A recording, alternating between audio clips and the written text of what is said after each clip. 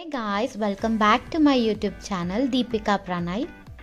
So మేము అన్నవరంకి వెళ్తున్నాము. So train వచ్చేసి విశాఖపట్నం జన్మభూమి ఎక్స్ప్రెస్. సో అన్నవరం టెంపుల్ వచ్చేసి హైదరాబాద్ నుంచి 500 కిలోమీటర్స్ అయితే ఉంది. అండ్ కాకినాడ నుంచి అయితే 45 కిలోమీటర్స్, అండ్ రాజమండ్రి నుంచి అయితే 80 కిలోమీటర్స్, అండ్ విజయవాడ నుంచి 230 కిలోమీటర్స్ డిస్టెన్స్లో అయితే ఉంది. మేము వెళ్ళే ట్రైన్ వచ్చేసి విశాఖపట్నం జన్మభూమి ఎక్స్ప్రెస్. ఇదైతే లింగంపల్లి నుంచి విశాఖపట్నంకి అయితే వెళ్తుంది. మేమైతే సికింద్రాబాద్లో బోర్డ్ అయిపోయాము. సో మా ట్రైన్ వచ్చేసి మార్నింగ్ 7 o'clockకి స్టార్ట్ అయిపోయింది. సో మేమైతే ఏసీ చైర్ కార్ అయితే బుక్ చేసుకున్నాము. సో జనరల్ టికెట్ అయితే 240 రూపీస్ ఉంది, అండ్ చైర్ కార్ అయితే 870 రూపీస్, అండ్ స్లీపర్ ఏసీ వచ్చేసి 985 రూపీస్ అయితే ఉంది. సో ఈ వీడియోలో వచ్చేసి అకామిడేషన్, వ్రతం, దర్శనం, ఇంకా కంప్లీట్ డీటెయిల్స్ గురించి అయితే ఉంది. సో తప్పకుండా స్కిప్ చేయకుండా కంప్లీట్గా చూడండి. అరౌండ్ 1 o'clock కల్లా తెనాలి అయితే రీచ్ అయిపోయాము. సో ఇక్కడ మా మామయ్య వాళ్ళ కొలీగ్ కలిస్తే మాట్లాడారు. సో ట్రైన్లోనే లంచ్ అయితే కంప్లీట్ చేసాము. సో లంచ్కి మీల్స్ అయితే తిన్నాము. సో వెళ్ళే దారిలో అయితే చాలా బాగుంది లొకేషన్ కూడా చూడ్డానికి. సో సమ్మర్ అని చెప్పి ఏసీ ట్రైన్ అయితే బుక్ చేసుకున్నాము, బట్ చలి అయితే బాగా వేసింది. ఆంధ్రాలో అయితే వర్షం ఉండే అప్పుడు మేము వెళ్ళే టైంకి. సో అన్నవరం ఈవినింగ్ 6:30కి అయితే రీచ్ అయిపోయాము.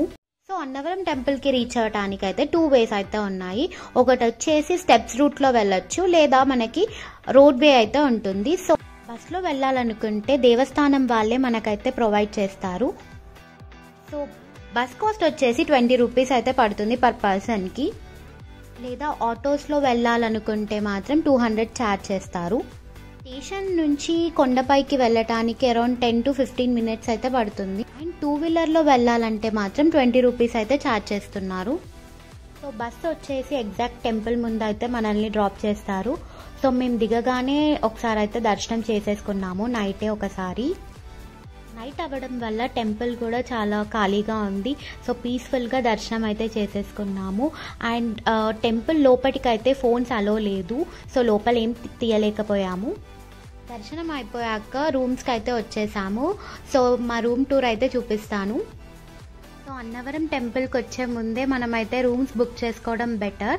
సో ఇప్పుడైతే మనకి ఆన్లైన్లోనే ఆ ఫెసిలిటీ ఉంది. వీడియో డిస్క్రిప్షన్లోనే మీకైతే లింక్ ప్రొవైడ్ చేస్తాను. ఇఫ్ ఇన్ కేస్ మీకు రూమ్ డీటెయిల్స్ గురించి ఏమైనా ఇన్ఫర్మేషన్ వీడియో కావాలంటే కామెంట్లో చెప్పండి.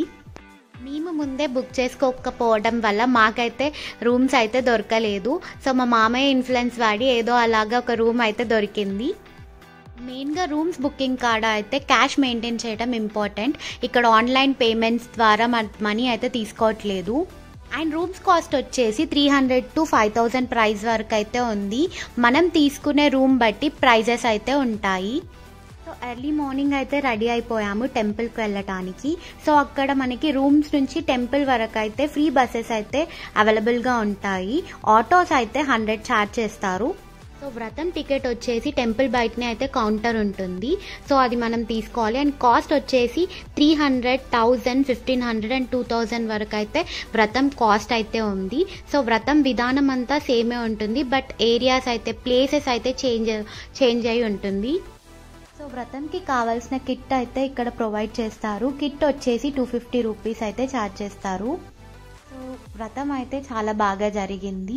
సో వ్రతం అయిపోయాక అన్నవరం ప్రసాదం చాలా ఫేమస్, అది మీకు కూడా తెలుసు. అండ్ నెక్స్ట్ వచ్చేసి అన్నప్రసాదాల కాడికైతే వెళ్ళాము. సో ఇక్కడైతే చాలా క్యూఏ ఉంది. సో ఇది వచ్చేసి టైమింగ్ వచ్చేసి 10:30 to 2:30. సో ఫుడ్ కూడా చాలా బాగుంది. అండ్ వ్రతం టైమింగ్స్ వచ్చేసి 5:30 to 8:30. అసలు అన్నవరం టెంపుల్ బిహైండ్ స్టోరీ ఏంటి అండ్ స్పెషాలిటీ ఏంటో తెలుసుకోవాలంటే స్టే ట్యూన్ టు పార్ట్ 2.